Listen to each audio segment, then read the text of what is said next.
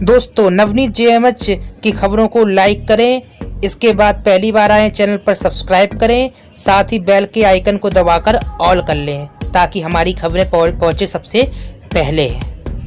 नमस्कार, स्वागत है आप सभी लोगों का। मेरा नाम है नवनीत जेएमएच। दोस्तों आज हम आपको बताने जा रहे हैं पहली बड़ी खबर जो है आंगनबाड़ी केंद्र कब से खोले जा सकते हैं। इसको लेकर तमाम सवाल आपके मन में भी हैं क्योंकि आंगनबाड़ी केंद्र जो है काफ़ी समय से बंद चल रहे हैं और इन स्कूलों के बंद होने की वजह से विभिन्न प्रकार की जो है दिक्कतों का सामना लाभार्थियों को करना पड़ रहा है। ऐसे में अब सवाल ये उठता है कि आंगनबाड़ी केंद्र कब तक खोले जा सकते हैं। इसको लेकर एक जानकारी निकल कर आ रही है। हमेशा हमने आपको सही सटीक जानकारी दी है। अगर आप लोग चैनल पर पहली बार आए सब्सक्राइब कर लीजिए।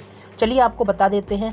बिहार से खबर निकल कर आ रही है, दरअसल कटिहार से ये खबर है और इस खबर पर गौर करिएगा क्योंकि ये खबर प्रत्येक राज्य की कर्मियों के लिए होने वाली है। ऐसा नहीं है कि सिर्फ बिहार के लिए होने वाली है क्योंकि आदेश आपको मालूम होगा कि माननीय सर्वोच्च न्यायालय ने दिया था और सर्वोच्च न्यायालय का आदेश है तो भी सभी जगह अनुपालन होगा। बस इतना हो सकता है कि कभी जो राज्य सरकारें हैं अपनी कंडीशन के साथ, कभी ऐसा हो सकता है कि केंद्र पहले खोल दें या फिर कुछ समय बाद खोलें, लेकिन सभी आंगनबाड़ी केंद्र खोले जाएंगे। फिलहाल ये खबर जो आ रही है बिहार के कटिहार से, इसको समझते हैं। दरअसल आंगनबाड़ी केंद्रों को फरवरी के प्रथम सप्ताह से कोविड-19 की गाइडलाइन के तहत खोलने की संभावना है।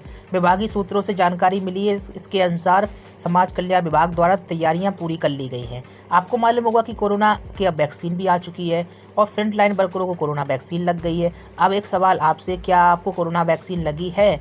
क्या आपको कोरोना वैक्सीन लगी? अगर लगी है तो अपना नाम और जनपद का नाम जरूर लिखें कमेंट बॉक्स में। अपना नाम और जनपद का नाम लिखना मत भूलिए।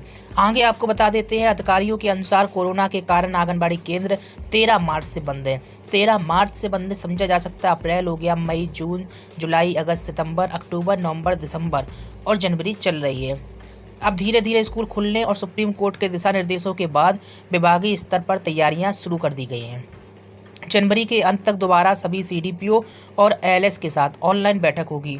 इसमें गाइडलाइन की पूरी जानकारी दी जाएगी। हालांकि यहाँ पर ये स्पष्ट नहीं हो रहा है कि गाइडलाइन का पालन नहीं किया जाएगा। अभी भी गाइडलाइन का पालन होगा। बच्चों के अभिभावकों से भी फीडबैक लेने के निर्देश हैं कि यानी बच्चे अभी के अभिभावक जो है बच्चों को आंगनबाड़ी केंद्र भेजने के मूड में है या फिर नहीं, या वे अभी चाहते हैं कि अभी भी कोरोना का खतरा टला नहीं है या उन्हें लगता है कि कोरोना है तो इसलिए अभी वो अभिभावक जो है बच्चों को ना भेजें। इसके लिए उनका भी फीडबैक लिया जाएगा। आपको बता दें अपने बच्चों को किस तरह से केंद्र पर भेजेंगे ये भी जानकारी उनसे ली जाएगी। उल्लेखनीय हो कि कोरोना को लेकर आंगनबाड़ी केंद्रों को बंद किया गया, अब खोलने की तैयारी में है। उत्तर प्रदेश चलते यहाँ की पीलीभीत से एक बड़ी खबर निकल कर आ रही है। दरअसल जनपद के 1460 आंगनबाड़ी केंद्र आगामी शैक्षिक सत्र से प्री प्राइमरी स्कूल के रूप में संचालित होंगे।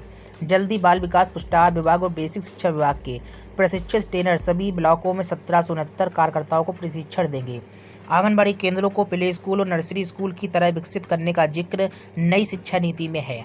इस दिशा में प्रदेश सरकार ने प्रशिक्षण का काम शुरू कर दिया है।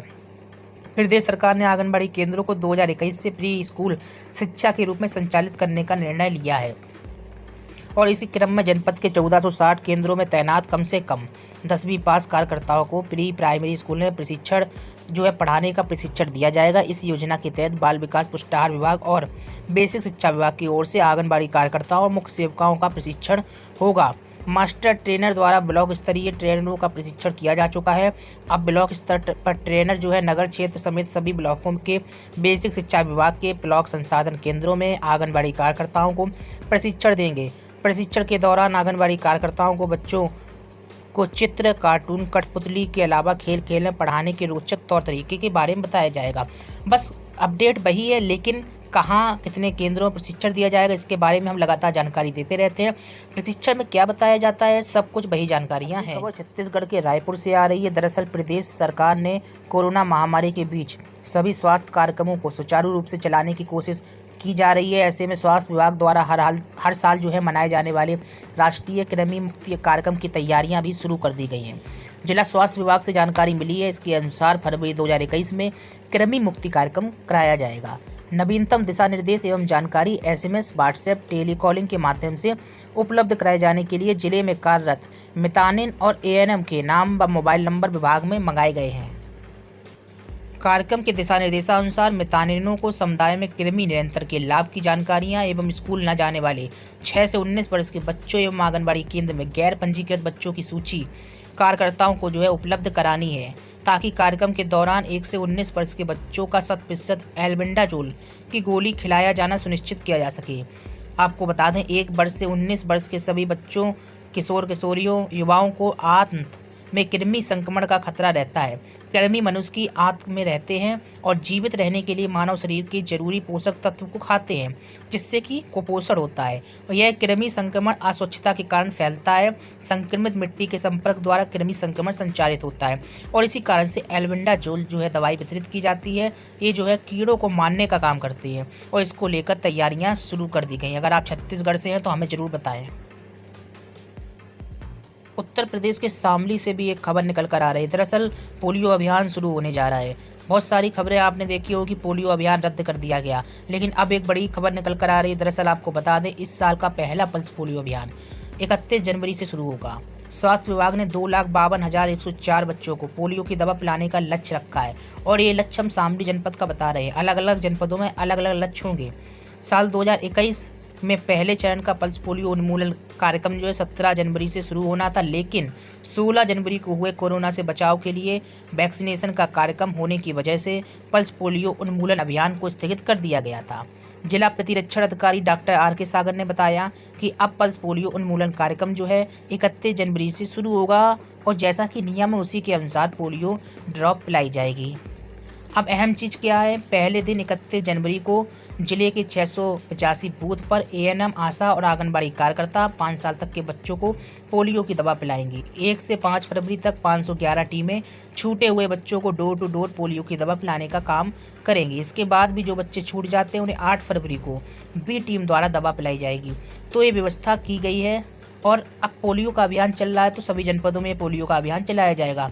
और जैसा कि हम पहले ही आपको बता चुके हैं कि कोरोना वैक्सीनेशन की वजह से ये पोलियो का अभियान टल गया था, अब 31 जनवरी से फिर शुरू हो रहा है। इसी के साथ ही अब सवाल आता है आप लोगों का सवाल। देखिए, हम लेंगे हर एक खबर में आपका एक सवाल लेंगे, जो इसीलिए हम आपसे कहते हैं कि कमेंट करें। जो ज़्यादा से ज़्यादा कमेंट करेंगे, कोई भी हम एक रैंडमली कमेंट आपका उठाएंगे और उस कमेंट का जवाब देने का काम करेंगे। चूँकि हम आपसे मिलते थे संडे को, लेकिन किसी कारणों की वजह से कई संडे गुजर गए, नहीं मिल पा रहे हैं, आपसे लाइव नहीं हो पा रहे हैं, लेकिन आप लोग कमेंट करिएगा। कोई भी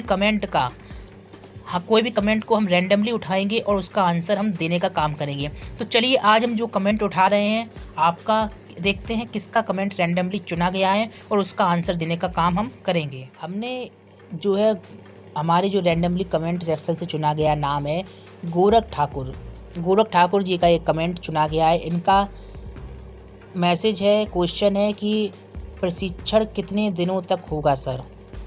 तो इनका आंसर हम दे देंगे। आप भी कमेंट करिएगा, आपका भी कोई कमेंट रैंडमली चुना जाएगा। तो सबसे बड़ी बात यह है, गोरख ठाकुर जी आपको आंसर दे देते हैं कि हम लगातार खबरें दिखाते हैं आपको, उसमें ही आंसर है आपका, लेकिन आप लोग खबर पूरी नहीं देखते, इसलिए खबर पूरी देखा करें, तभी आप लोगों को समझ में आ जाएगा खुद ही और आपके सवाल मन में दूर हो जाएंगे। फिर भी अगर आपके मन में सवाल रहते तो कमेंट करते, बहुत अच्छी बात है। चलिए, आपका आंसर दे देते। दरअसल आपको बता दें, 1 अप्रैल से नया सत्र शुरू होगा। अब 1 अप्रैल से नया सत्र शुरू होगा तो जाहिर सी बात है कि 31 मार्च तक किसी भी प्रकार का प्रशिक्षण चल रहा होगा, सब प्रशिक्षण पूरे हो जाएंगे। तो आपको आंसर मिल गया होगा। चलिए, एक कमेंट हम और उठाते हैं। पापर हमजापुर दातागंज, इनका कमेंट है। इन्होंने हिंदी में लिखा है, दिसंबर माह का मानदेय कब आएगा यूपी का? और मानदेय के बारे में जो खबर थी उसमें इन्होंने कमेंट किया है।